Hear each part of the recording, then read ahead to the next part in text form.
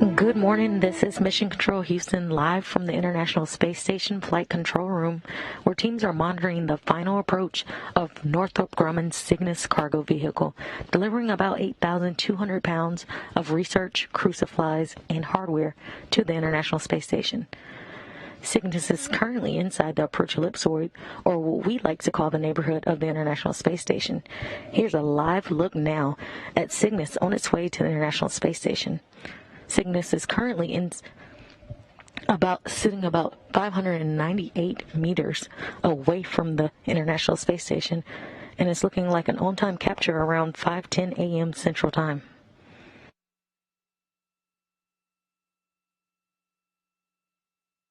We have confirmation the arm is in motion. This is the final stretch for capture for the Cygnus resupply cargo spacecraft this morning. The Canadarm2 is now about 2 meters away from Cygnus.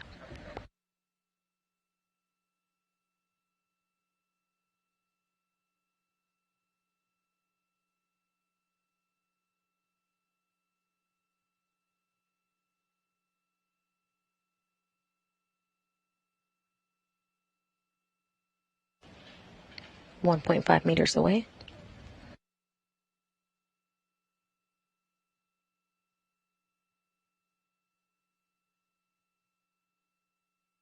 Canadarm2 is now 1 meter away from capture.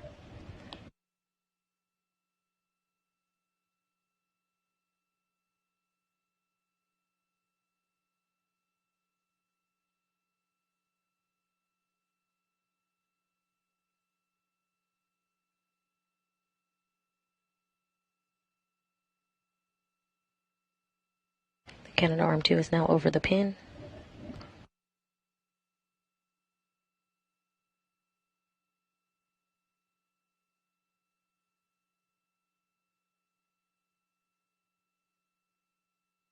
Snares are close, now waiting for that final stage of capture.